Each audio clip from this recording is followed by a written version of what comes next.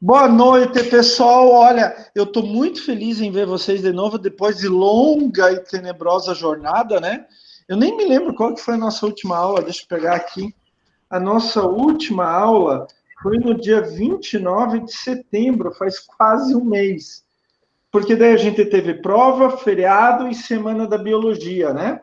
Prova, feriado, semana da biologia. Então faz 4 semanas que a gente não se vê. Eu vou falar para vocês, eu tô com saudade de vocês, viu, gente? Tô sentindo falta de dar aula para biologia, de dar aula de ecologia, de conversar um pouquinho. Gente, só antes de a gente começar, a gente já tem que fazer a matéria, né? Eu só quero dar 2 avisos para vocês, quer dizer, um comentário e um aviso. Primeiro comentário. Esse é o comentário. Parabéns pelas notas, gente. De verdade, de coração. Eu marquei aqui, tem 21 alunos, só 2 abaixo da média, e mesmo assim está muito perto da média. É fácil ainda passar direto na disciplina, né? E dos 19 alunos acima da média, 14 estão acima de 9 de média. Vocês estão olha, muito parabéns. Adorei os trabalhos. A nota máxima dos trabalhos era 4. Teve equipe que tirou 4, mas muitas tiraram 3 e 7 e assim por diante. Vocês estão de parabéns. Eu sei que vocês adoram o professor Klaus, daí vocês querem dar uma semana a mais de férias para o professor Klaus, né? Que ele não vai precisar aplicar exame final, corrigir exame final e etc. Eu sei que vocês gostam de mim, né? Isso daí. Turma é maravilhosa mesmo, Francine, de verdade. E, olha, eu vou contar para vocês. Eu dou aula para biologia, para cursos de biologia desde 2001, 2002, alguma coisa assim. Nunca tive uma decepção com biologia. Nunca. Para mim, são pessoas T-best mesmo. T-best mesmo. Para mim, são alunos ótimos, interessados, que querem crescer na profissão, na área. Aliás, biologia não é nem profissão, né? Biologia é uma vocação. Biologia é algo diferente. Sei lá, não sei nem o que falar. Se eu não tivesse. Eu sou agrônomo, vocês sabem, com todo orgulho, eu amo a minha profissão, mas eu sou muito próximo da biologia. Eu tracei o meu caminho dentro da agronomia em paralelo com a biologia, muito próximo da biologia. Então, eu tinha em uma outra instituição, eu tinha uma coordenadora que dizia assim: o Klaus é um engenheiro agrônomo quase biólogo, só falta o título, né? E eu me sinto honrado por isso. Me sinto honrado mesmo. Mas, assim, se eu não tivesse passado na Federal em agronomia, eu ia fazer biologia lá na PUC. Na época só tinha biologia na PUC e na Federal, não tinha outros cursos. Pra vocês verem como eu sou velho, né, gente? Bom, vamos lá. Então, vocês estão de parabéns. Continuem assim no segundo bimestre, que vocês não vão ter dificuldade nenhuma. A turma está muito boa de verdade. Gente, como não pode deixar de ser, né? Eu tenho que dar mais um trabalho para vocês, né? Eu já postei o básico do trabalho lá na semana 17, que equivale à aula do dia 24 de novembro. O trabalho é o mesmo sentido do trabalho do primeiro bimestre, só muda o tema. O tema é o uso de conceitos de ecologia na educação ambiental. Gente, se nós estivéssemos no presencial agora, eu ia dar o seguinte trabalho para vocês. Vamos dividir em equipes, vocês têm até o final do bimestre para fazer um jogo didático utilizando conceitos de ecologia, tá? Como não dá para fazer, é complicado, e vocês têm mais o TCC, e está mais complicado ainda o TCC com essa história de pandemia, então a gente vai fazer um trabalho teórico, né? Entre aspas, né? Teórico, prático, que eu quero que vocês dissertem, falem sobre o uso de conceitos de ecologia na educação ambiental. Como que eu posso usar e o que isso vai trazer de bom dentro da educação ambiental? Lembrem-se, pessoal, vocês são biólogos, vocês vão trabalhar com educação ambiental o resto da vida. Mas, professor, não é minha especialidade, eu vou trabalhar com genética, eu vou trabalhar com isso. Não interessa. Em tudo que vocês fizerem, em algum ponto, vocês vão ter, vão se deparar com educação ambiental. E lembre-se, vocês têm uma responsabilidade. Agora, vocês são biólogos. Vocês têm a responsabilidade de educar as pessoas à volta de vocês em relação a temas da biologia, temas de meio ambiente e assim por diante, tá? Então, continuem com as mesmas equipes, está lá, tenho lá o material, já está na semana 17, já abri uma atividade avaliativa para entrega de trabalho, tá? Já está tudo lá pronto. É só vocês fazerem o trabalho. Todas as ideias continuam as mesmas, tá? A princípio, gente, o trabalho vale 4 e a prova vale 6, que nem primeiro bimestre. Mas vocês vão ter a avaliação multidisciplinar e o projeto integrador. Não, o projeto integrador vocês não fazem, né? Ou fazem? Hein, gente? Vai fazer, professor. Vai fazer. Aí é relacionado com o TCC. A gente vai fazer algumas imagens para postar no Instagram da Bio relacionado ao tema do TCC. Ótimo. Esse vai ser o projeto. Maravilhoso. Então, assim, quando eu receber da coordenação qual vai ser o peso de cada um, que eu ainda não sei, daí eu refaço as notas, mas não se preocupem com isso. Se vocês aceitarem que eu dê um conselho, aluno se preocupa muito com quanto vale isso, quanto vale aquilo.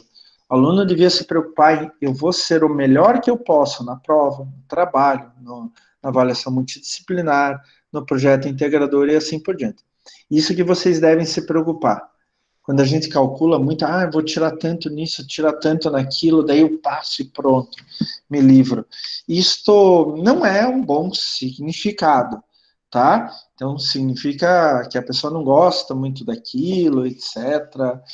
Então, vocês deviam, daqui para diante, pensar em sempre fazer o melhor que vocês podem em tudo, inclusive no TCC.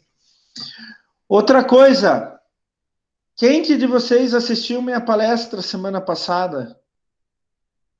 Semana passada, não, retrasada, na sexta-feira à noite, na semana das licenciaturas. Ai, não lembro, professor. Quem que assistiu? A Daiane assistiu? Eu assisti todas as palestras. Você assistiu a minha também? Lá na sexta-feira, a Adriele assistiu. Ótimo. Então vocês perderam, né? Como apresentar um trabalho em congresso. Eu dei umas dicas bem legais, não é, Daiane? Nossa, foi muito massa, professor. Lembrei agora o teu conteúdo. Mas foi muito bacana, muito mesmo. Aprendemos bastante. E não precisa puxar o saco, viu, né? Não precisa puxar o saco, não tem problema. Não, professor, não é puxando o saco, mas foi umas dicas muito boas mesmo. Coisas que, às vezes, pode parecer simples, mas a gente não se toca, né? Não se toca mesmo, né? E a gente que já passou, né, por muitas situações diferentes, a gente acaba aprendendo algumas coisas, né? Então, eu dei uma palestra bem legal, gente, modéstia à parte, foi bem legal. Eu sou um cara, assim, eu não gosto muito de ficar, né, assim, isso, aquilo e tal, mas essa palestra foi legal. Que eu mostrei para vocês como apresentar um trabalho em congresso de forma oral, e daí o PowerPoint e tudo, ou na forma de pôster também. Agora, eu queria lembrar, a professora Andréia Fontolan falou lá no final da palestra, olha, professor Klaus, essas dicas são importantes para o TCC também, tá? Então, assim, o TCC também é uma apresentação, né? Só que é um tempo um pouquinho maior que o congresso, né? Normalmente o congresso tem 10, 15 minutos, o TCC tem 20 minutos, meia hora e alguma coisa assim. Então, eu dei umas dicas bem legais. Eu não sei se com quem lá ficou a gravação lá, mas foi umas dicas bem legais, e quem quiser eu posso passar os slides também sem problema nenhum, é só me pedir, tá? Vocês daqui a pouco vão apresentar o TCC, né? E eu quero que vocês tenham sucesso no TCC de vocês. Tenho certeza disso. Professor. Fale. Professor, você estará na banca? Não sei. Eu não sei de nada. Não sei de nada. Não sou eu que estou organizando isso, né? Eu não sei nem direito as datas. Eu acho que a Evelyn me falou alguma coisa de data, mas sinceramente eu não me lembro mais, tá? Eu tenho uma orientada na farmácia, por exemplo, que eu não estarei na banca. É minha orientada, eu tenho trabalhado com ela toda semana desde julho, mas eu não poderei estar na minha banca. Por quê? Porque eu estarei em aula com vocês, estarei em aula com biologia, e a minha prioridade absoluta é sempre a aula, né? Então, infelizmente, eles fizeram os horários na farmácia, que tem que ser à noite naquela semana, e acabou que o trabalho dela caiu bem na aula de vocês, tá? Mas eu estarei aqui com vocês. Paciência. Vou treinar com ela antes, tá? Com todos os meus orientados, né, Evelyn? Né, Evelyn? Evelyn Martin. É verdade? Né? Não, mas o nosso vai ser. Começa dia 12 de dezembro, é dia 12, daí vai dia. Não, é dia 11 de dezembro, daí é 15 e 16, as defesas da nossa turma. Não, Eu ótimo. acho que já não vai mais ter aula nesses dias. Não. Já é na semana de recuperação, essa semana de defesa. Inclusive o exame final de ecologia com vocês é 15 de dezembro, mas acho que não vai ficar ninguém, né? Né, gente? Né? Não querendo fazer pressão. Mas então a palestra foi muito legal. Se alguém quiser os meus slides, quiser alguma ajuda e tal, sem problema nenhum, estou à disposição. Ariane, depois me manda um e-mail, então, tá? De repente eu mando para a Ariane manda para o resto da turma aí os slides daquela palestra que eu dei. Bom, vamos lá, a gente já conversamos bastante, né? Fazia tempo que a gente não conversava, então não tinha aula junto aqui, então a gente tinha que... Eu não tenho o e-mail da turma, Ariane. Desculpa, eu não tenho. Deixa eu anotar aqui, Biologia, Uniandrade 17. Biologia, Uniandrade 17, @gmail.com. Já estou anotando aqui, depois da aula eu mando para vocês, tá? E aproveitem, eu estou à disposição, tá, gente? De verdade, eu só quero ver vocês crescendo, eu quero ver vocês ao máximo e etc, tá? Com muito sucesso. Vamos lá. E vocês vão ter sucesso, sim, tenho certeza disso. Então, dando continuidade, eu tenho certeza que vocês estão com saudades da matéria de ecologia, né? Hoje, pessoal, a gente vai começar hoje, semana que vem. Na verdade, assim, não se preocupem, vocês vão ter toda a matéria. A matéria que era para ser dada semana que vem, vocês vão ter hoje. Daí a que ia ter hoje, vão ter semana que vem. Mas não se preocupem que vocês vão ter tudo. A gente vai conseguir ajustar sem crise nenhuma, não vão perder absolutamente nada. Hoje a gente vai começar com dinâmica de populações. Daí, semana que vem também, dia 10 a gente tem comunidades. Quero ver, dinâmica... dia 10 a gente tem comunidades, e dia 17 e 24 a gente vai ter ecologia de sistemas.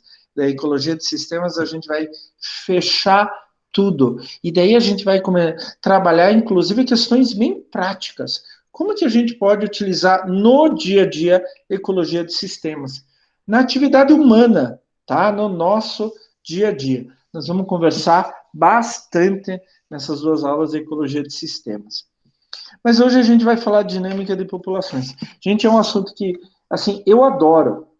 E eu estou aprendendo cada dia mais sobre dinâmica de populações. Eu sou obrigado a estudar isso desde que eu estava na graduação, por causa dos bichos os quais eu sempre estudei, tá? Inclusive, agora estou escrevendo um capítulo de livro sobre macrofauna do solo em plantações de pinos e ilhotes comparado com mata, com floresta umbrófila mista aqui na região de Curitiba, um trabalho que a gente fez um tempo atrás e agora vai para um capítulo de livro, um livro que vai ter vários capítulos do Brasil inteiro sobre macrofauna do solo. Vai sair provavelmente provavelmente começo do ano que vem esse livro.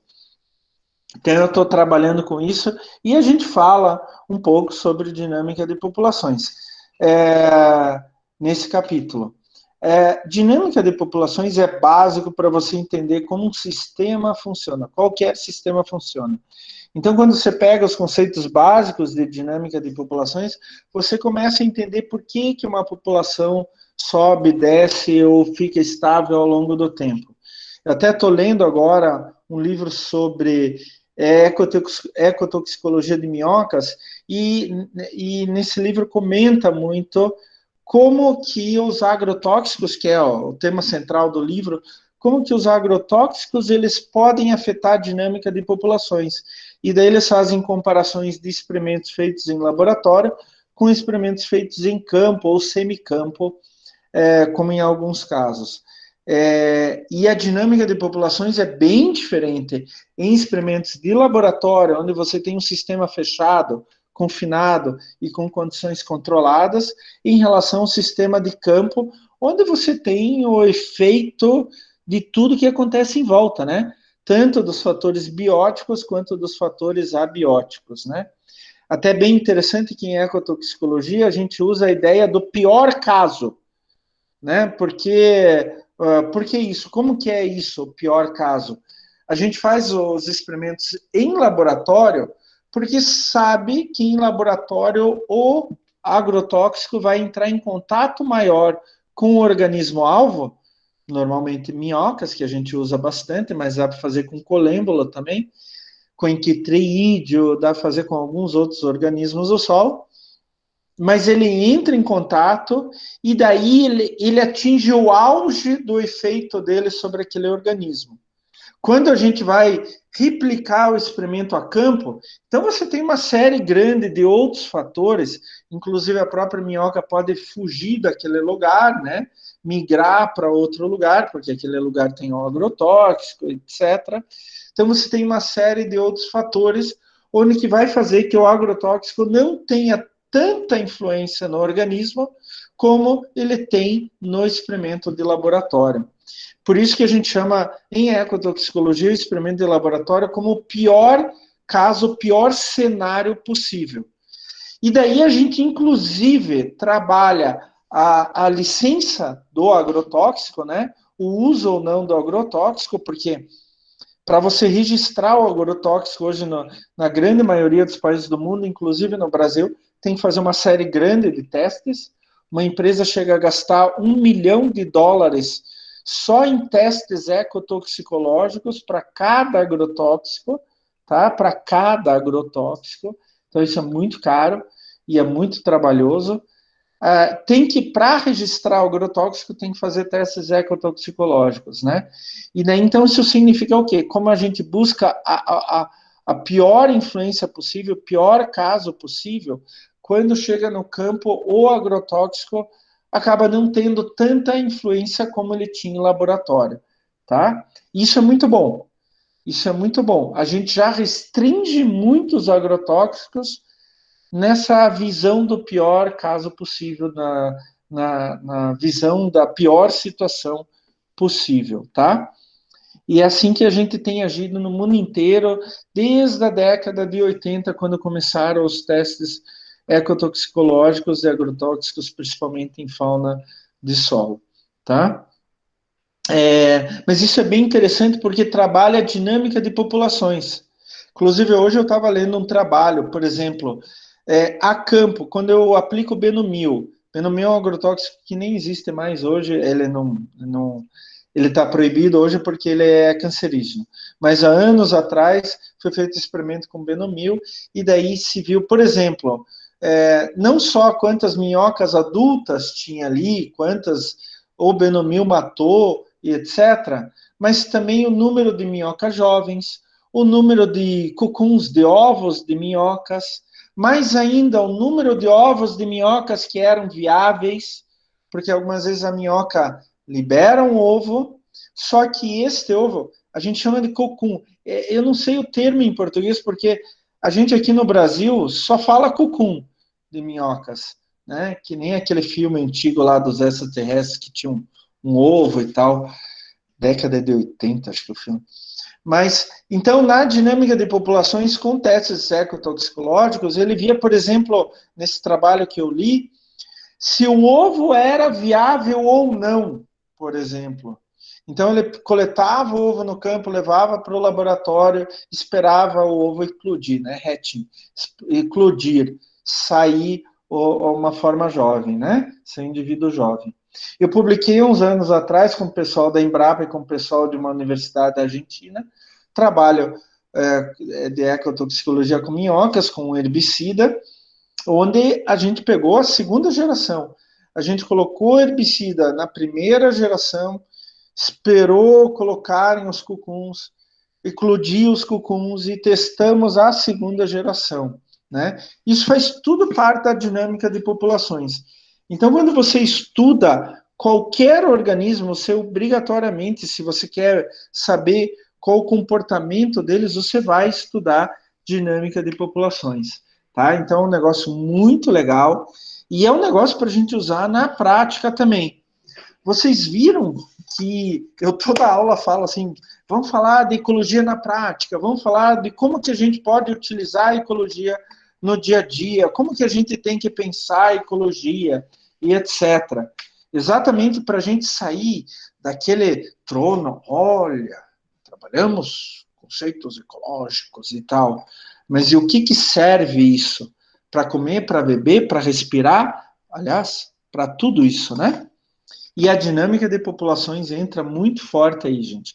É muito legal. Nós vamos começar hoje, vamos terminar a aula que vem a dinâmica de populações, tá? Então eu vou tentar compartilhar aqui com vocês, espero que dê certo. Será que vai dar certo? Vai.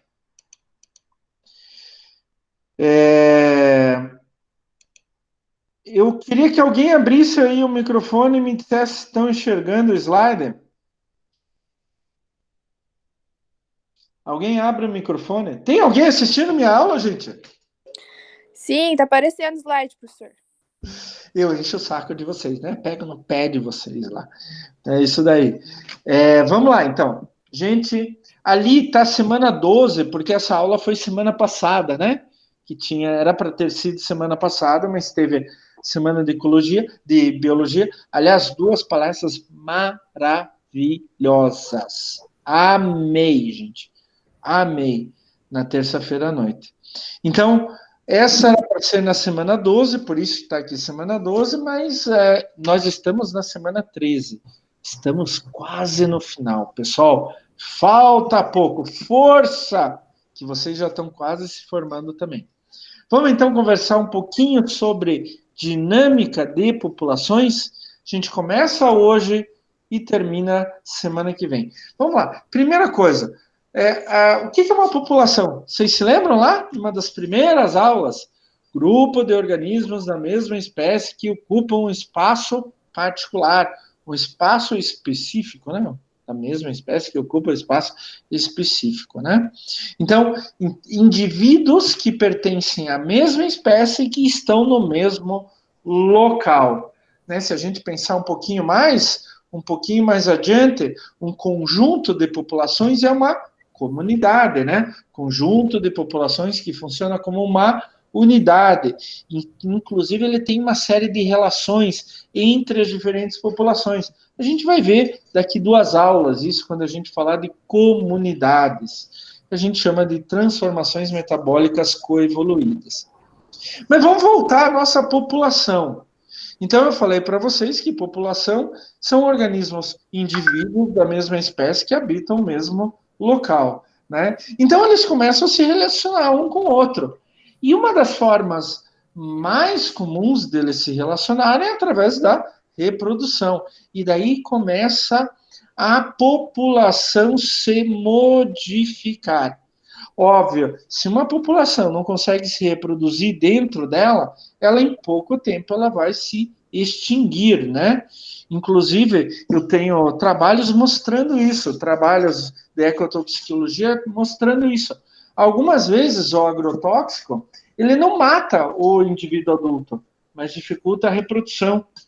Então, apesar de não ter aquele efeito agudo, se aplica o agrotóxico, morre, no caso foi minhoca, morrem as minhocas adultas, né? E daí a população desaparece quase que de imediato, né? Algumas vezes o agrotóxico ele não mata a população adulta, mas ele tem uma ação de dificultar a reprodução. Então, a médio e longo prazo, dependendo do tempo de vida daquela população, daqueles indivíduos, a população vai desaparecer. Então, a gente tem que pensar muito bem como é a dinâmica e como os fatores bióticos e abióticos, principalmente causados pelo ser humano, né? Substâncias que a gente inventou, que a gente criou e jogou no meio ambiente, como isso funciona em relação àquela população específica. Independente, gente, de qualquer coisa, tem algumas propriedades, digamos assim, algumas características que, através do estudo delas, a gente consegue visualizar como é a dinâmica daquelas populações ao longo do tempo e do espaço, né? Por exemplo, densidade populacional, natalidade, mortalidade, distribuição etária, até aí a gente vai ver na aula de hoje, mas potencial biótico, dispersão, e algo que eu amo de paixão. Aliás, eu comecei a minha vida científica 1988, vocês nem imaginavam em nascer, né? Putz, eu tô velho, gagá mesmo, né? Eu comecei a minha vida científica trabalhando com fauna de solo nessa ideia de formas de crescimento R e K estrategistas. Então, aula que vem, não percam, a gente vai falar bem legal de R e K estrategistas, inclusive como usar esse conceito na prática, como usar esse conceito para melhorar o ambiente à nossa volta. Isso é bem legal. Vamos sair daquele negócio que ecologia é algo assim, tipo filosofia, é só para poucos, é um negócio lá longe. Não, ecologia é o nosso dia a dia, é a nossa vida. Então, a gente vai começar a falar um pouco dessas propriedades da dinâmica de populações. Gente, eu gostaria de lembrar vocês que no momento que vocês quiserem, tem alguma dúvida, alguma observação, por favor, é só dar um grito, tá?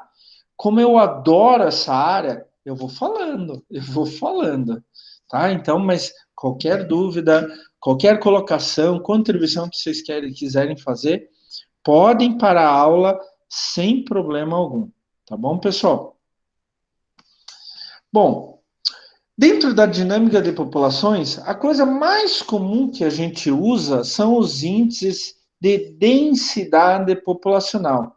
Lembrando que indicador é uma informação e o índice é o resultado daquela informação. Então, quando eu falo índice, eu tenho que sempre ter um número ao lado, tá? A palavra índice sempre requer um número ao lado. Então, é o que a gente chama de densidade populacional. É a coisa mais comum dentro da dinâmica de populações. A densidade populacional como um todo, a gente pode dizer que é o tamanho da população em relação ao espaço. Mas a gente tem aí variações dessa densidade populacional. E eu já vou falar qual que é a mais comum, né? A primeira é densidade bruta. Esta é muito rara de a gente estudar. Por quê?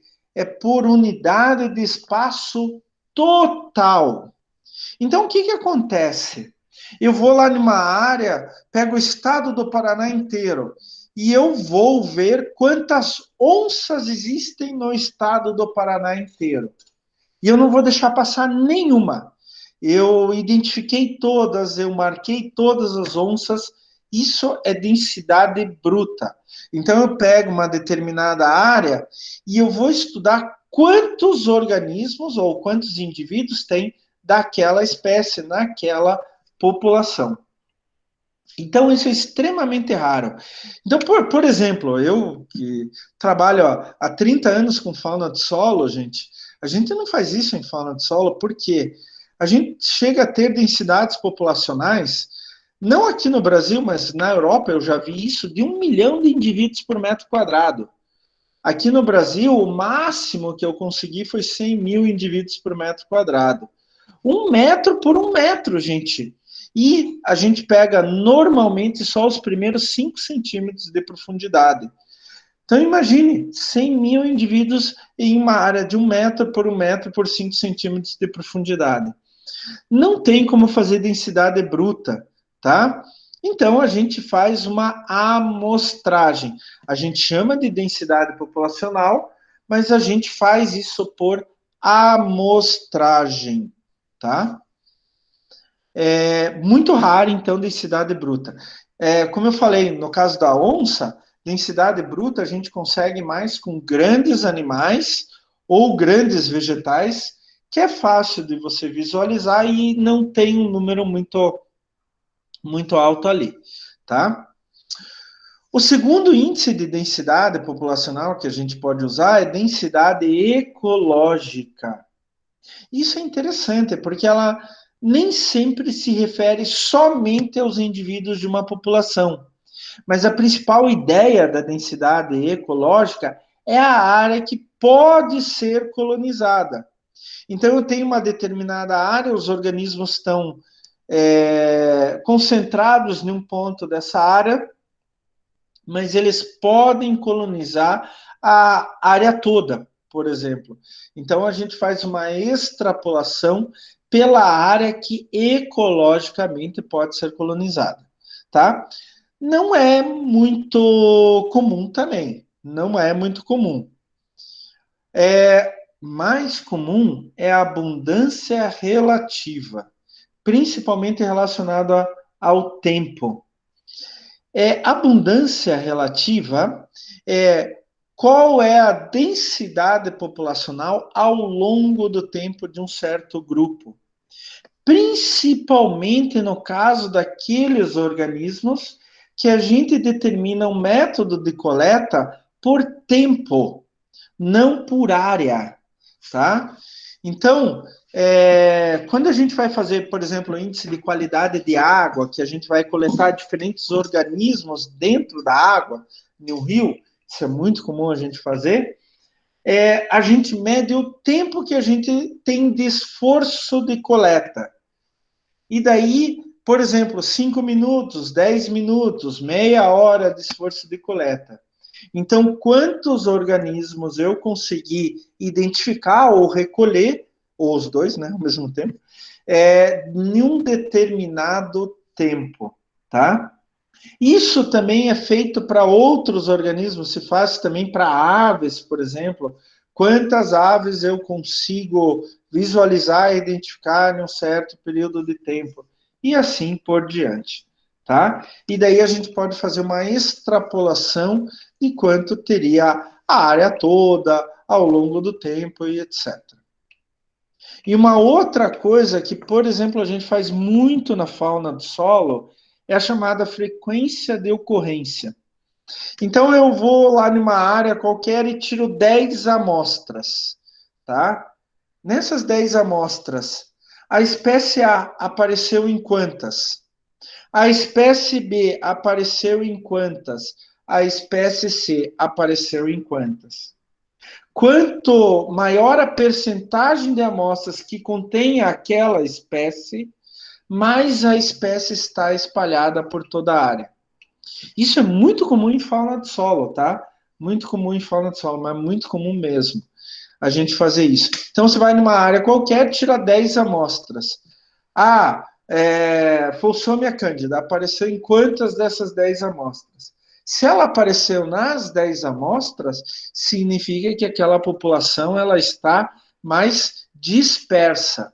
Se ela apareceu em só 2 amostras, significa que ela está mais geograficamente, né, espacialmente concentrada, tá bom? Então, esse é um outro tipo de análise de densidade populacional que a gente pode tirar. Agora, o mais comum mesmo é a gente, em uma área, fazer amostras e determinar amostras com um espaço fixo, uma área fixa, e determinar quantos indivíduos tem naquela área. Eu faço mais uma amostragem em um outro lugar, daí eu determino naquela área fixa quantos indivíduos tem por área, e assim por diante. Quanto mais amostras eu fizer numa área maior, mais próximo da realidade eu estou. A gente tem que tomar cuidado, acontece muito comigo isso. Quer ver uma situação? Eu tenho uma área, sei lá, de 1 hectare, 10 mil metros quadrados. E daí eu decidi que eu vou fazer 20 amostras naquela área, né? Acontece que tem alguns organismos que eles tendem a se juntar muito. Era meu exemplo bem simples, formiga. Né? Formiga tende a se juntar em colônias muito grandes. Então eu posso, das 20 amostras que eu tirei, encontrar formiga só em uma. Mas eu encontro 1000 formigas. Se eu tirei 20 amostras, eu tenho uma densidade populacional de 50 indivíduos por amostra. Mas todas quanto que eu falei? 500 formigas?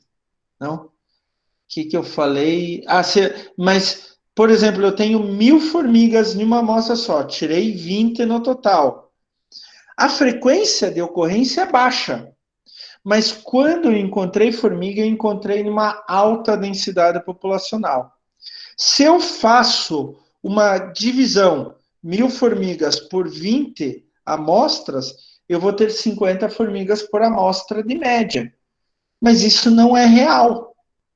Eu tenho 50 formigas por amostra numa média, mas na realidade eu só tive uma amostra com 1000 formigas.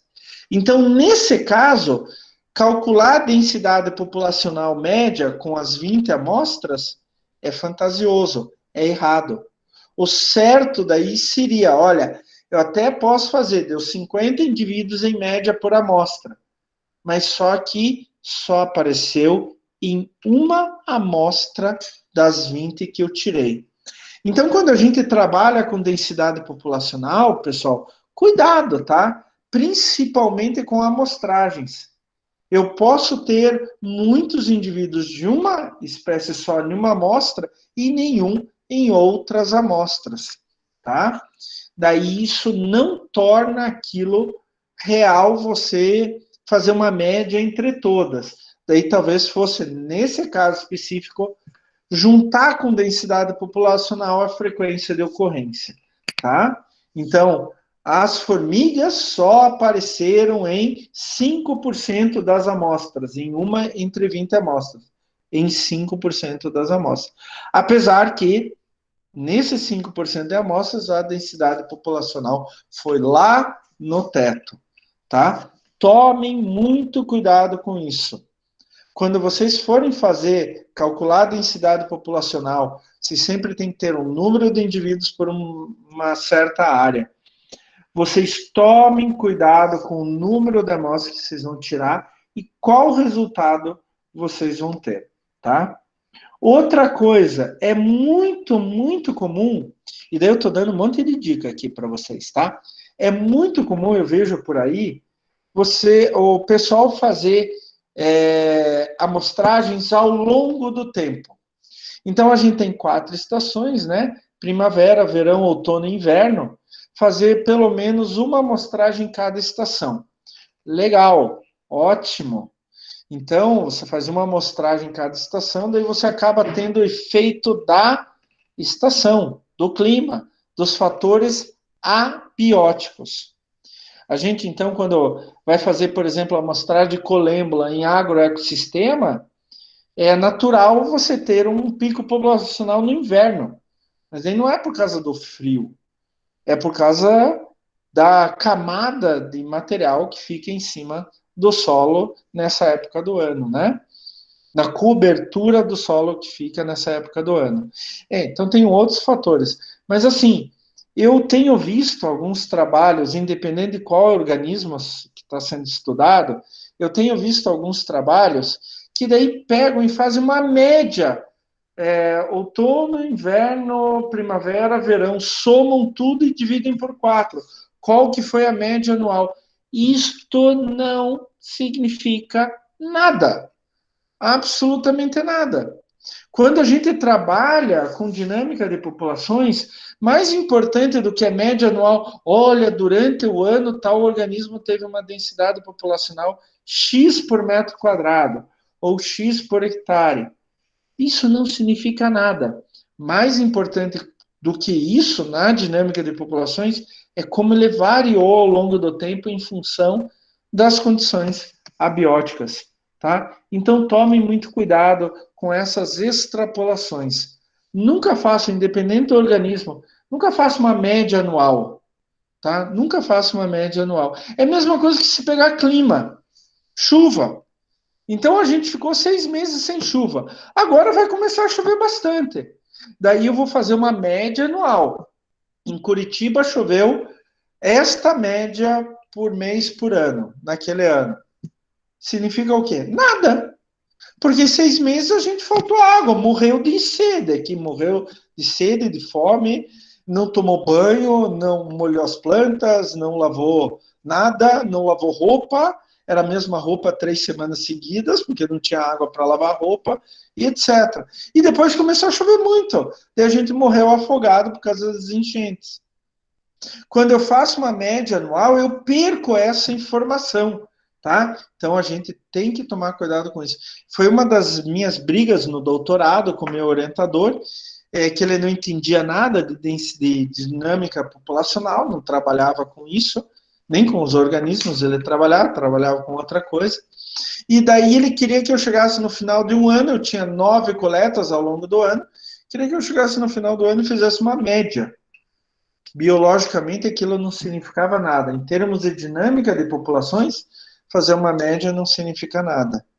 Né? Que nem quando a gente aplica agrotóxico. Se aplica agrotóxico, por exemplo, a gente parte do princípio que um agrotóxico não tem tanto efeito se num prazo médio a população consegue se restabelecer quase ao parâmetro normal anteriormente da aplicação do agrotóxico. Né? Eles na Europa dão até 12 meses. Tá? Seria essa recuperação da população. Então, eu tenho uma certa densidade populacional, aplico um agrotóxico, a população cai, mas ela vai se recuperando. Só que nesse espaço de tempo que ela vai se recuperando, a população desce.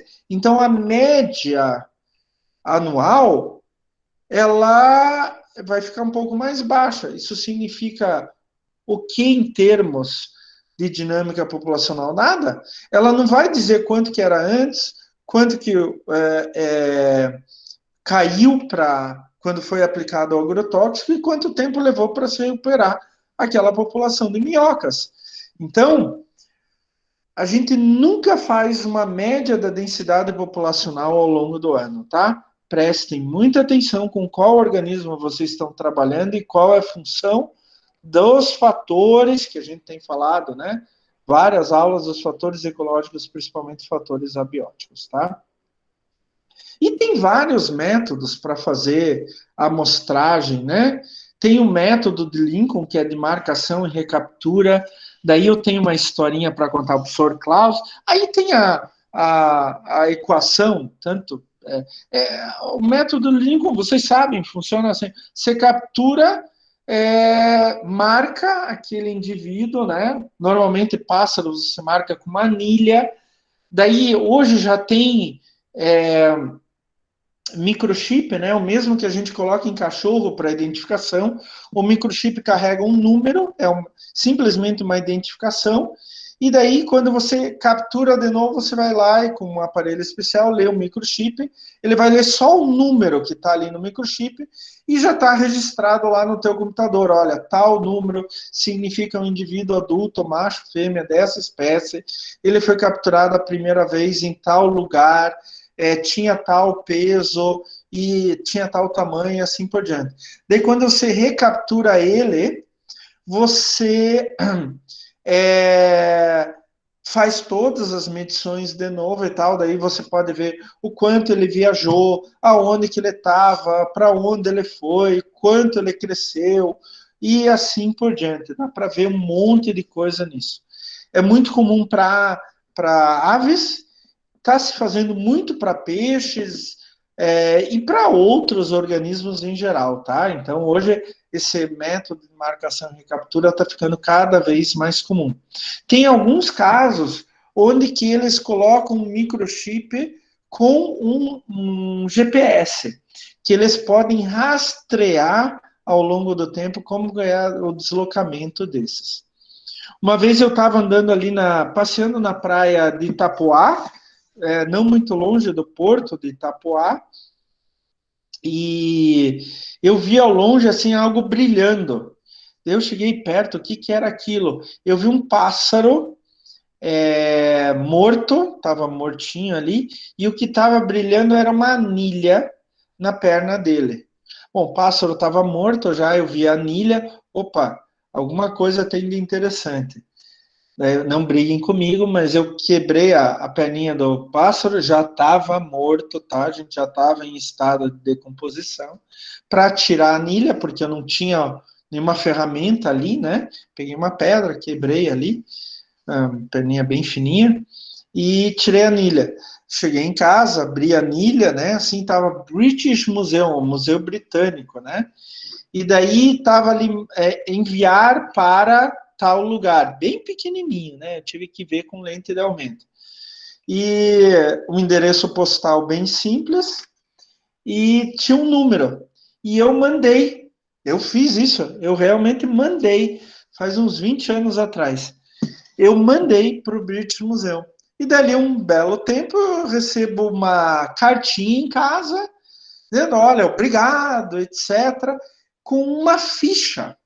Então, eles mostraram qual que era a espécie do pássaro, aonde que foi marcado a primeira vez, quando que foi marcado.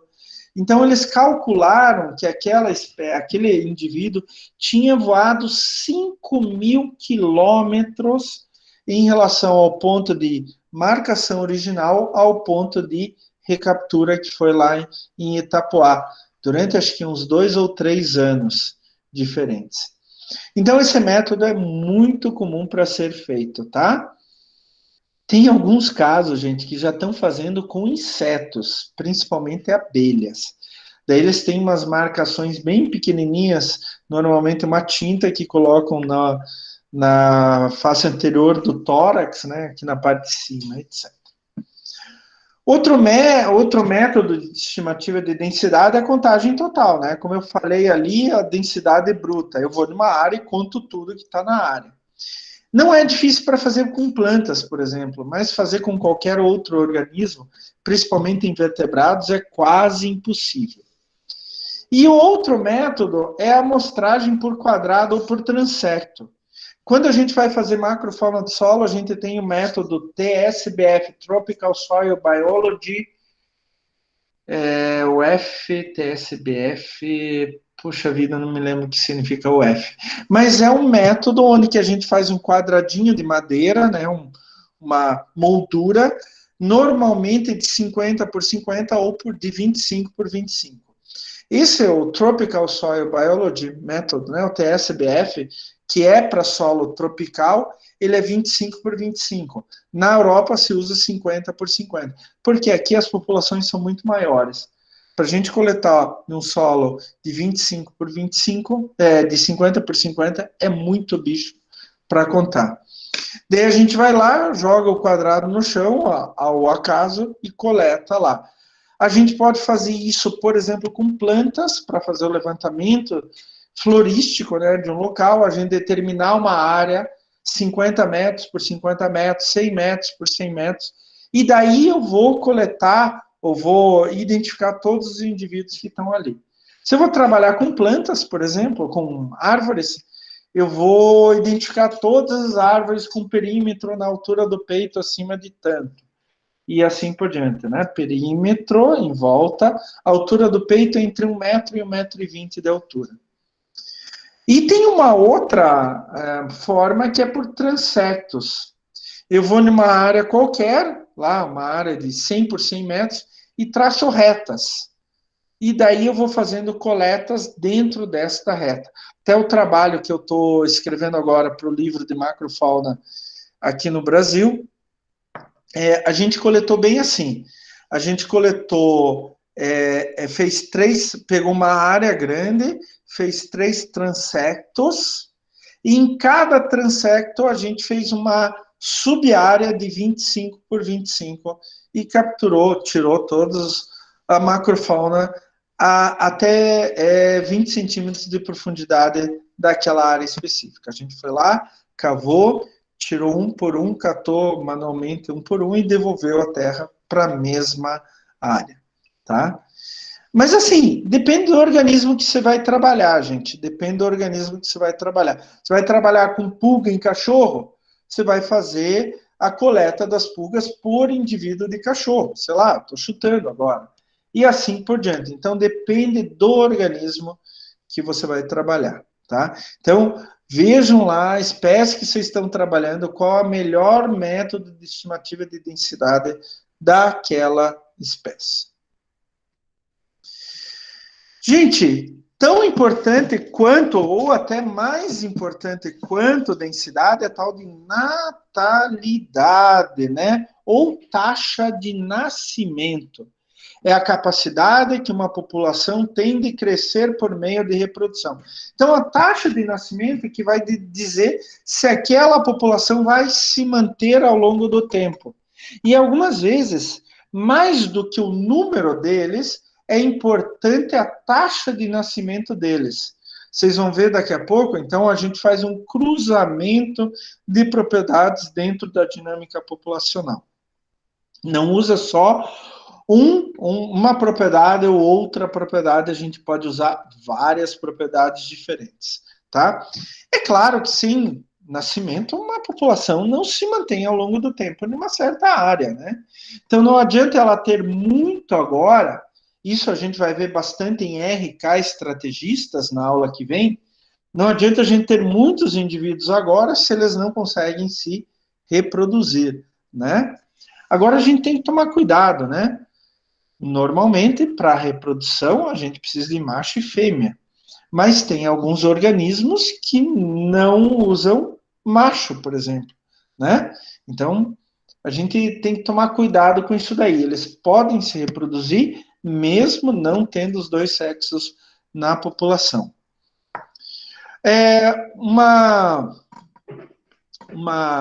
Um modo de você medir a natalidade é a natalidade máxima, ou também chamada natalidade absoluta ou fisiológica.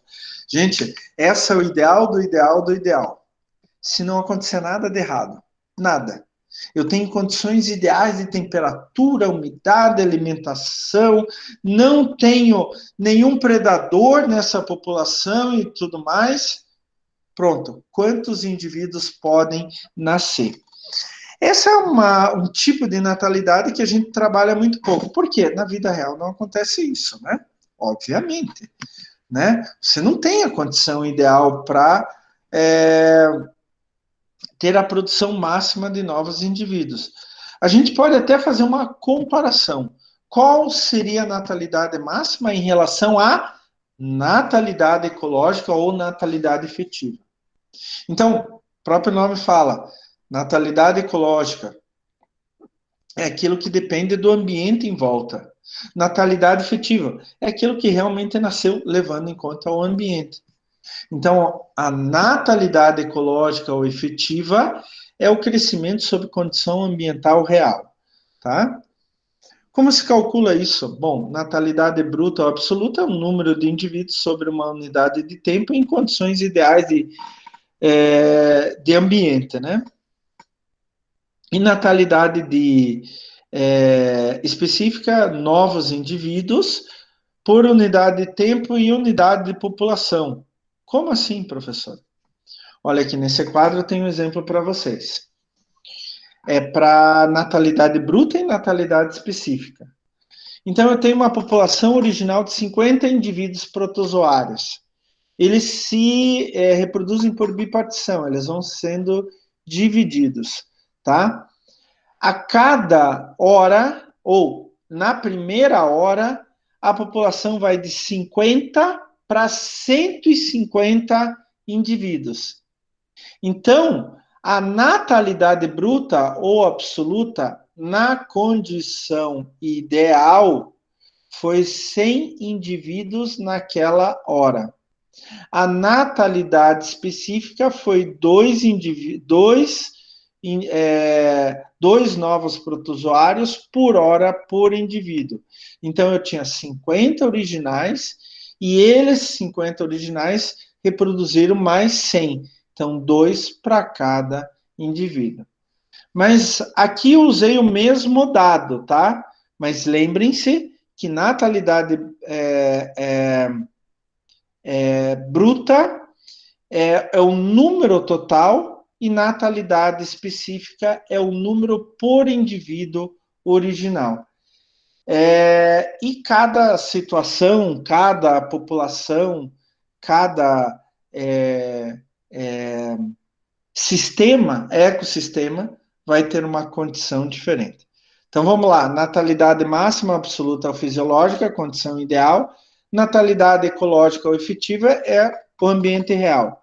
Nessa natalidade ecológica ou efetiva, a gente pode calcular a natalidade bruta ou absoluta, que é quantos indivíduos por unidade de tempo, e a natalidade específica, quantos indivíduos por unidade de tempo a partir dos indivíduos originais.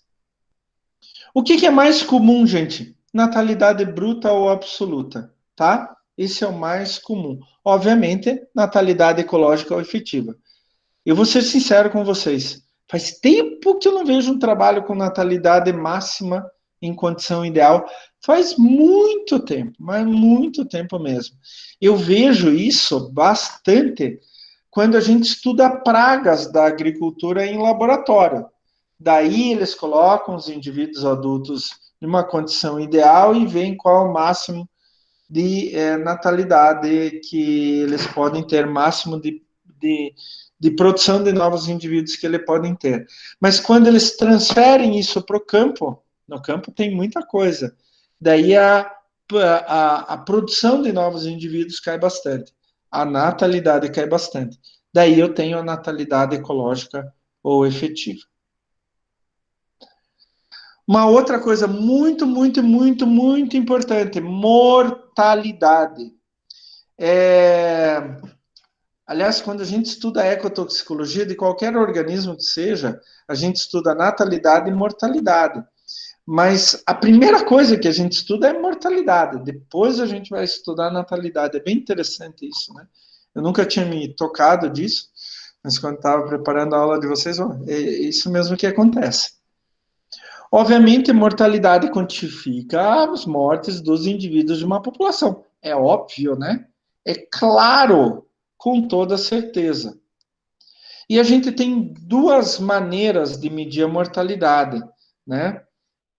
A mortalidade ecológica ou efetiva, que é aquilo que ocorre numa certa condição ambiental. Então, fatores abióticos e fatores bióticos. Então, a luz vai variar, a temperatura vai variar, a umidade vai variar, alimento vai variar, predador vai variar. É aquilo que ocorre no normal, no dia a dia, no sistema funcionando normal. Mas a gente também pode calcular a mortalidade mínima teórica. Isso é mais trabalho de laboratório, tá? É muito difícil fazer isso a campo, a mortalidade mínima teórica. Qual é a perda mínima sob condições ideais? Então, eu tenho condição ideal de luz, de temperatura, de umidade, de alimentação, não tenho predador nenhum. Na verdade, o que a gente está medindo? A gente não está medindo a perda mínima sob condições ideais. A gente está medindo quanto vive aquele indivíduo. A gente está medindo o potencial de longevidade daquela espécie, o que a gente chama de longevidade fisiológica, né? Não sei se vocês entenderam. Então, a mortalidade mínima teórica é o seguinte: se a gente colocar nós aqui num local onde tem tudo para a gente viver confortavelmente, não ter desgaste extra de energia, ter tudo ideal, quanto tempo a gente vai sobreviver naquele local? Até os 90, 95, 110 anos, né? Essa é a longevidade fisiológica. Mas na prática, não existe isso. Tanto que é chamado mortalidade mínima teórica, perda mínima sob condições ideais. Tá? De novo, a gente não está medindo a mortalidade, a gente está medindo a longevidade. Quanto tempo vai sobreviver. E daí tem a taxa de sobrevivência, né? Que é simples, né? Ou o indivíduo morre ou vive. Então, é 1 menos a mortalidade. Essa é a taxa de sobrevivência, né? É a diferença para 1. Né? Tem algo que, eu vou ser sincero com vocês, se fazia muito antigamente, se faz muito ainda em condições de laboratório para alguns invertebrados, principalmente insetos, mas eu não tenho mais visto muito não, viu? Se fazia muito para praga. Triatoma sórdida, por exemplo, acho que é o barbeiro, se não me engano, Triatoma sórdida. É a chamada tabela de vida, tá? Então, a gente faz em determinados intervalos de tempo, né? O tempo 0, quando começa, o tempo 1, 2, 3 e 4, a gente coloca um certo número de indivíduos e em cada intervalo de tempo a gente vai medindo quantos indivíduos morreram e quantos ainda estão vivos. No caso do NX, é número de indivíduos vivos. Então, quando começou o experimento, ele colocou 40 indivíduos adultos, né, claro. No tempo 1 só tinham 22 vivos, no tempo 2, 20, no tempo 3, 18, até que no tempo 7 dos 40 indivíduos, só 2 sobreviveram. Esse LX é chamado supervivência. Então, significa o quanto do tempo posterior é relacionado ao tempo anterior. Então, se eu levo em conta que o tempo 0 era 1, no tempo 2, 55% dos indivíduos estavam vivos. 22 e 40 é 55%, ou 0,55. No tempo 2, 20% ou 50% dos indivíduos ainda estavam vivos. Até que chegou no tempo 7, só de 2 dos 40, ou 5%, né, dos indivíduos ainda estavam vivos. Tá? E daí, esta outra coluna é a taxa de mortalidade, que é a diferença entre um tempo posterior e o tempo anterior, né? A taxa de mortalidade, por exemplo, entre o tempo 0 e o tempo 1 foi 45, 0,450. A taxa de mortalidade entre o tempo 1 e 2 foi 0,91. E assim por diante. Esses números dão um pouco diferentes por causa de aproximações. A taxa de sobrevivência é quantos foram sobrevivendo ao longo do tempo. Expectativa de vida, daí tem um cálculo específico, e fecundidade, daí vão medindo quantos ovos e quantos ovos viáveis eles colocaram no caso desse inseto.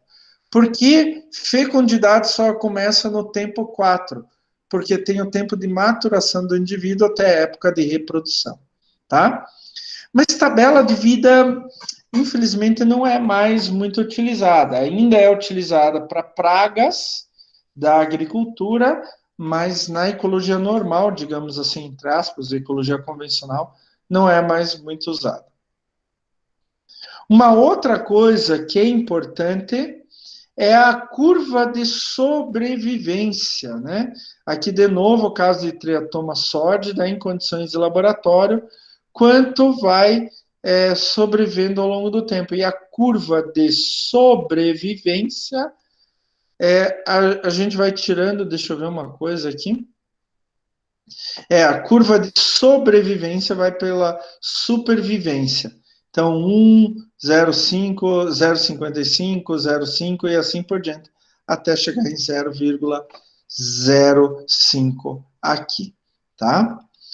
Então, aqui, ó, no tempo 1, 0,55, no tempo 2, 0,5 e no tempo 7, 0,05. A curva de sobrevivência já é mais comum, mas não tanto para organismos que não têm um interesse econômico, como no caso do barbeiro. Agora, uma coisa que a gente sempre estuda, sempre é importante estudar, tá? Sem sombra de dúvidas, algumas vezes a gente não consegue, mas sempre é importante estudar, é a distribuição etária, tá? Etária significa idade. Então, distribuição etária é a razão, o produto entre os vários grupos etários, entre os vários grupos de idade.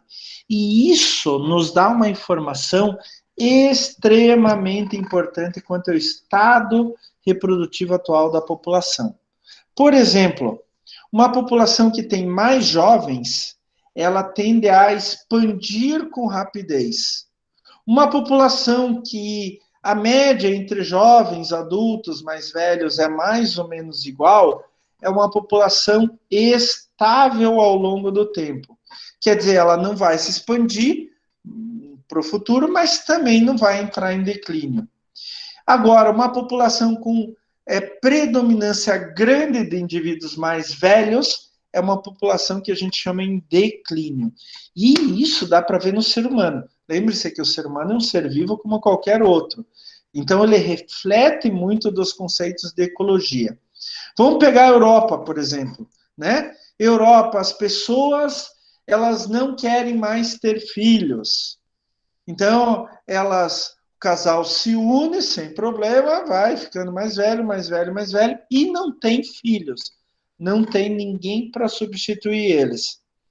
Por exemplo, a Europa, como continente, eles precisam que haja uma entrada de em torno de 10 milhões de pessoas por ano para que aquela população não imploda.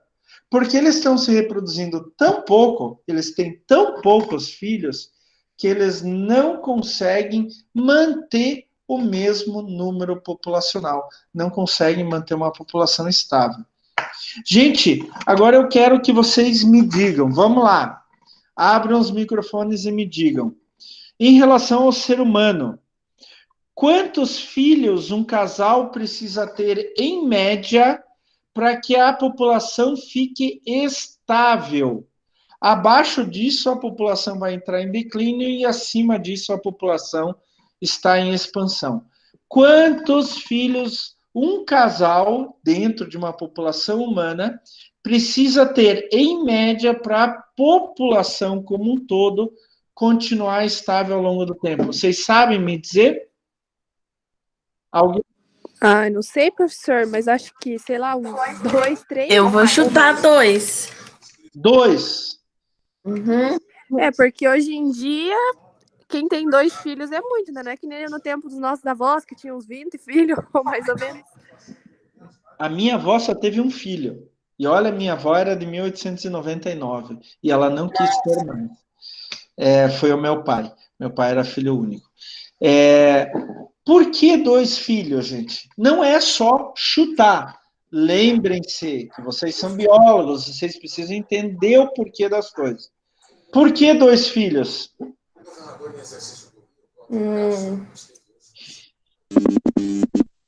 Ai, professor, eu acho que Professor, tem deixa eu vários... pensar.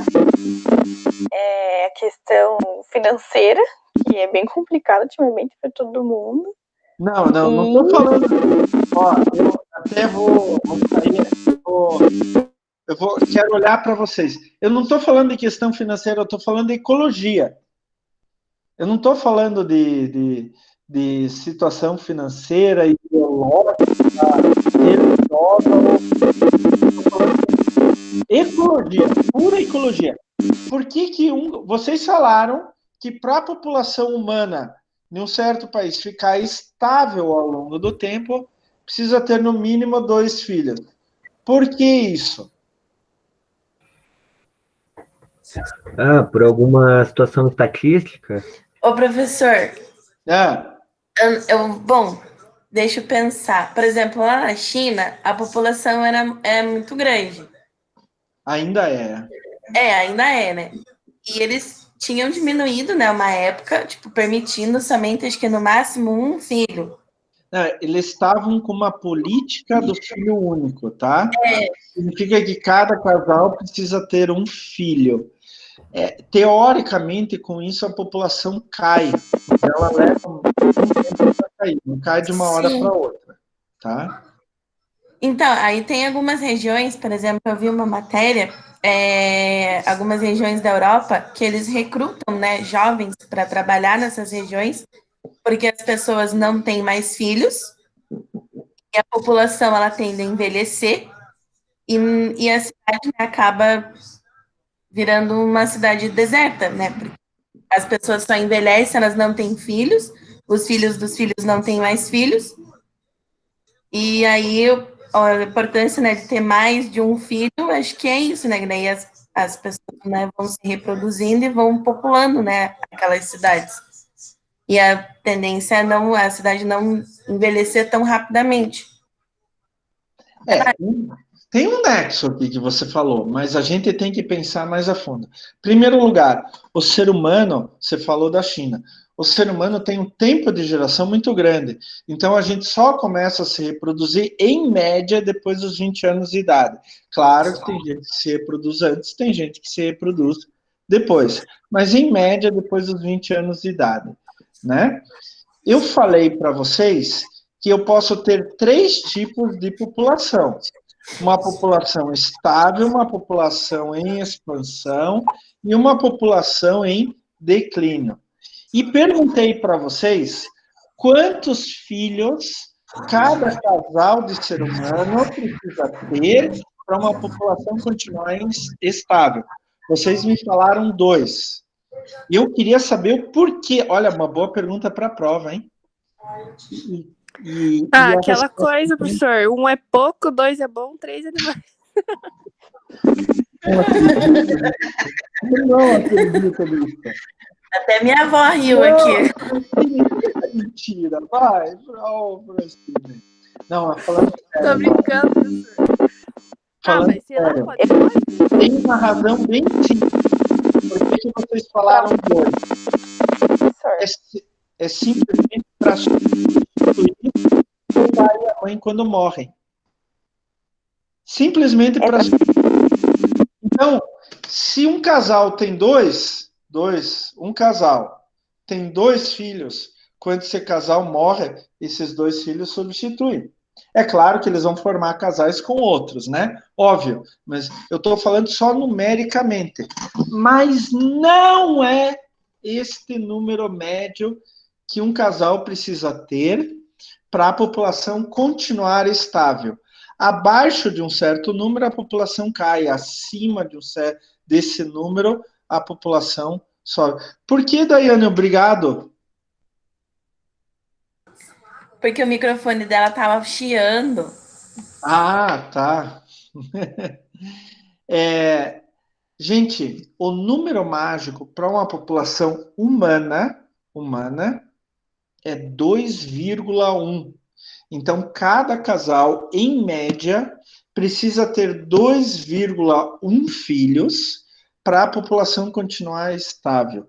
Agora, alguém pode me dizer por que 2,1? Em média, né? Vai ter 2 filhos e um braço, por exemplo, né? Com 2 filhos e mais uma cabeça lá. Não, isso não tem nexo, né, gente? Por que cada casal precisa ter 2,1 filho para a população continuar estável ao longo do tempo? Por quê? Por que, gente? Nossa, professor, não tem nem ideia. 2,1. Em média. Porque isso é aquelas contas da estatística, lá, média e etc. Daí sempre dá um.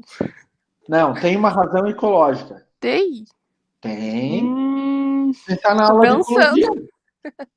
Nossa, professor, não tenho nem ideia por que esse número quebrado. Porque volta e meia acontece de um filho não conseguir sobreviver até a idade adulta, até a idade de reprodução. Então, se eu tenho 2 filhos sempre para um casal, mas de repente um aqui morre antes de chegar à idade de reprodução, outro lá morre antes de chegar à idade de reprodução, eu não vou conseguir substituir os 2 pais sempre. Então, a população ao longo do tempo vai descendo. Agora, Professor, fale. então é por isso que, por exemplo, uma mulher ou um homem que querem fazer, né, a laqueadura ou vasectomia, eles permitem normalmente após uma certa idade ou quando a pessoa já tem 2 filhos? Não é por isso, não é para manter a população estável ou não. Os médicos estão um pouco se lixando quanto a isso, inclusive os pais também estão um pouco se lixando quanto a isso. Mas é que é para não errar a decisão, porque a partir do momento que você sofre um processo de esterilização, é muito difícil você reverter aquela esterilização, dependendo qual o método. Para homem, geralmente é mais fácil reverter a esterilização. Laqueadura, por exemplo, para mulher dá para reverter, não é um bicho de 7 cabeças, mas também não é tão fácil. Mas em alguns casos dá para reverter a laqueadura também e dá resultado. Então, os médicos só permitem que um casal faça um método de esterilização. Primeiro tem que ser voluntário, né? Não pode ser obrigatório, porque todos os seres humanos têm direito à reprodução, né? Um direito inato do ser humano, né? Um direito humano, inclusive, né? Tá na lista de direitos humanos da ONU. Mas para a pessoa não se arrepender no futuro. Então, se ela não tem filhos e faz um método de esterilização, provavelmente ela vai perder a oportunidade de ter filhos. E daí chega ali, uns anos depois, mas eu quero ter um filho. Eu quero ter um filho, né? É o caso típico da mulher que mais nova quer seguir uma carreira, por exemplo, porque para a mulher a gente sabe que é bem mais difícil. O peso da reprodução recai mais sobre a mulher do que o homem, né? Isso, infelizmente, é assim na sociedade ainda, mas vai continuar sendo durante um bom tempo, infelizmente, né? A reprodução deveria ser totalmente dividida, a responsabilidade entre os dois, mas ainda cai mais sobre a mulher. Mas, assim, uma mulher jovem que quer priorizar a carreira no começo, dela diz, não, eu não vou ter filho porque eu quero carreira. Chega a uma idade um pouquinho mais avançada, começa a ver as amigas com filho, começa a ver criança e tudo. Mas eu queria tanto um filho. Agora não dá. Agora é tarde, não só em questão de tempo, mas principalmente porque você optou, numa idade anterior, a ter um processo de esterilização, tá? Então, assim, eticamente, os médicos, eles são obrigados a seguir um certo código para não ajudar a pessoa a se induzir a erro, né? Quem faz o erro é a pessoa que escolheu, mas o médico não pode ajudar nessa escolha de erro. Então, o médico deve se manter afastado em uma certa condição, daí sim, pode fazer, né? É mais uma questão ética e moral, então. Exatamente, para a pessoa não errar, porque ela pode ter um pensamento agora, por exemplo, uma mulher tem 20 anos de idade, eu não quero ter filhos, eu quero viver, eu quero viajar, eu quero ter minha carreira. Daí faz um método de esterilização. Eu nunca vou ter filho, então eu vou usar um método de esterilização. Chega nos 30, eu já viajei bastante, já atingi um alto grau na minha carreira, está faltando algo. O que é, filho? Né? A mulher tem um sentimento de maternidade muito maior que o sentimento de paternidade do pai. Um primo Eu meu... não tenho, não, professor. Agora. Não tenho. Uma amiga minha, ela estava falando, né? Ela nunca quis ter filho porque a carreira em primeiro lugar. Agora ela está batendo nos 36, 37, acabou de fazer 37. Ela está com vontade de ter filho. Mas agora já começa a ficar perigoso também fisiologicamente e tudo mais. É possível, mas começa a ficar perigoso fisiologicamente. Mas assim, um primo meu me falou que o homem só se sente o pai, só se sente mesmo pai, sentimento de paternidade pura, normalmente quando a criança está um pouco maior e interage com o pai. A mulher não, a mulher sente a maternidade desde o primeiro momento que ela ficou grávida. Ela já sente a maternidade, então a relação é muito maior. É muito mais fácil uma mulher se arrepender de ter feito um método de esterilização do que um homem se arrepender de ter feito um método de esterilização. Mas então é mais uma questão ética, moral, principalmente ética, tá? Moral depende da sociedade específica, mas principalmente é ética porque isso acontece, tá? Mas então lembre-se, para uma população humana ficar estável ao longo do tempo, eu preciso ter pelo menos para cada casal, em média, 2,1 filhos. Vamos, como a gente está conversando, hein, pessoal? Que legal. Esse assunto é demais, demais, demais. Mas a gente já está quase terminando, né? E daí, para terminar, nesse gráfico, nesse desenho aqui, dá para ver bem legal. É até do Tratado de Botânica do Strasburger, né? Nossa, quanto eu estudei a botânica pelo Strasburger, né? Vocês acham que agrônomo não estuda tudo isso? Ó, e eu sabia o Strasburger de cor e salteado, de trás para frente. Né? Botânica não é minha área é zoologia, né? Mais especificamente zoologia do solo. Mas aqui mostra muito bem, eu tenho 3 populações. E aqui a distribuição por faixa etária. Isso que a gente chama de pirâmide etária, pirâmide por idade. Aqui, então, a gente começa, no caso aqui é plântula, né? A gente divide por idades. Aqui é planta, a gente divide por idades, começa com plântula. Aquele primeiro sinal onde que a semente eclode e sai uma radícula e uma plântula e começa a se estabelecer o vegetal, né? Então, plântula, juvenil 1, 2, adulto 1, adulto 2 e senescente. Senescente é quando ele já está em época de começar a morrer, né? Ele dificilmente vai dar sementes, vai se reproduzir, vai crescer, ele simplesmente vai começar a morrer. E depende da planta, a árvore, principalmente, ela pode levar muitos anos, inclusive, do início do processo de senescência até a morte efetiva, né? Então, aqui eu tenho uma população A, vocês estão vendo que tem predominância de plântulas e juvenil 1.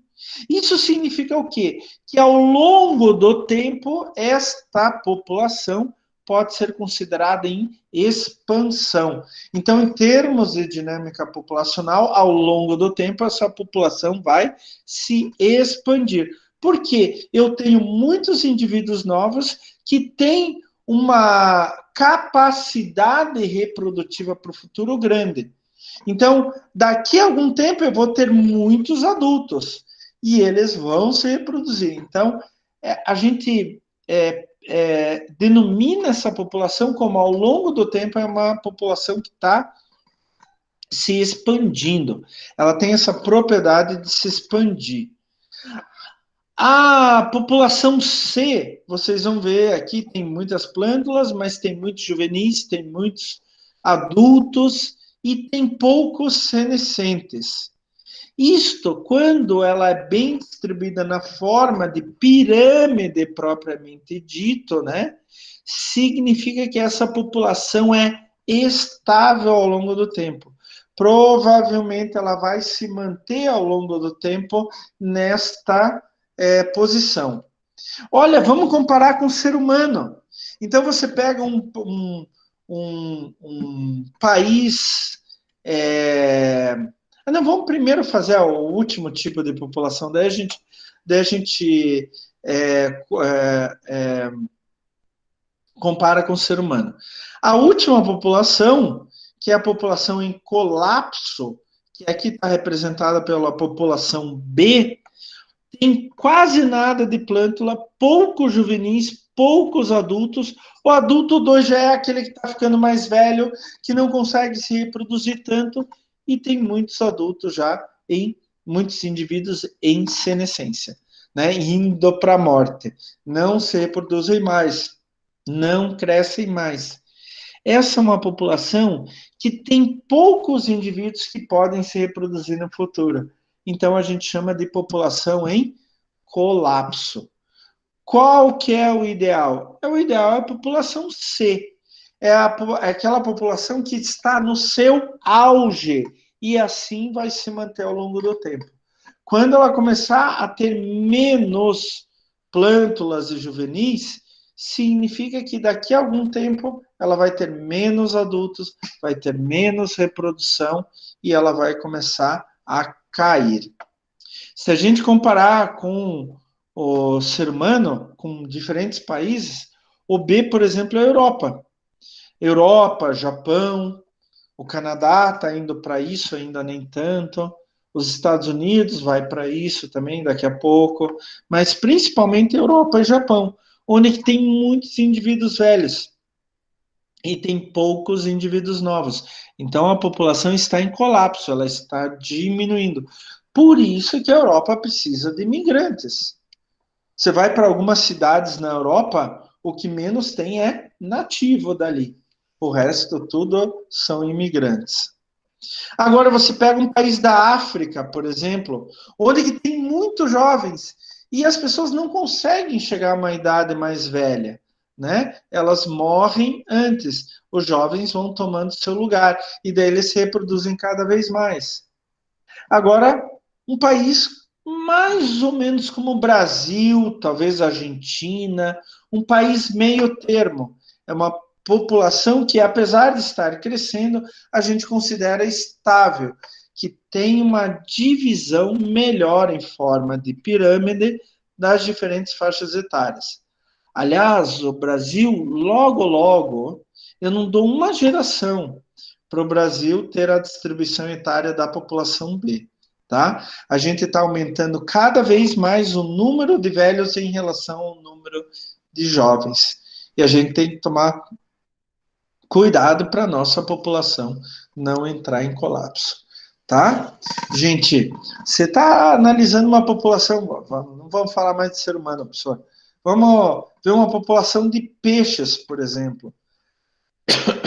Uma população de peixes, onde eu só encontro indivíduos mais velhos, não encontro indivíduos mais novos, é uma população que provavelmente está em colapso.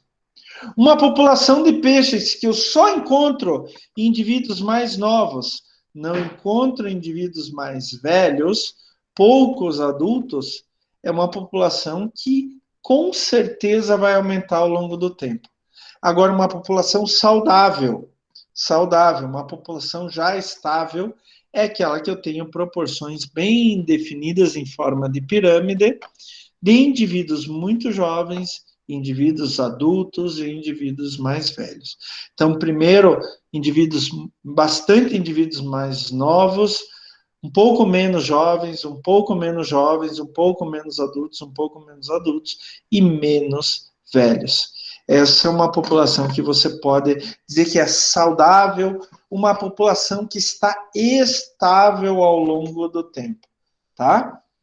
Normalmente, uma população como a gente encontra em áreas de imigração. A gente vai ver RK estrategistas na próxima semana, tá? Em áreas de imigração, áreas que recebem novos indivíduos para eles se estabelecerem em uma certa área. Devam se reproduzindo, tá?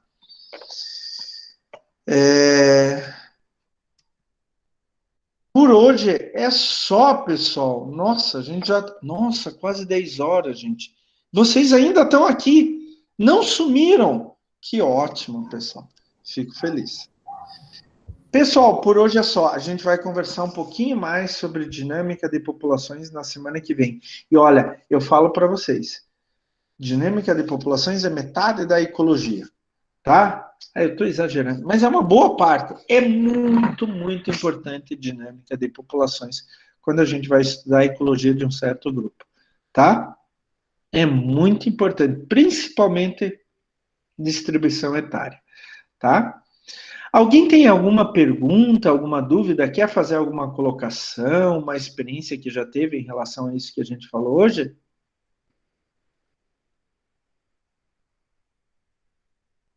Nada? Vocês estão aí ainda, gente?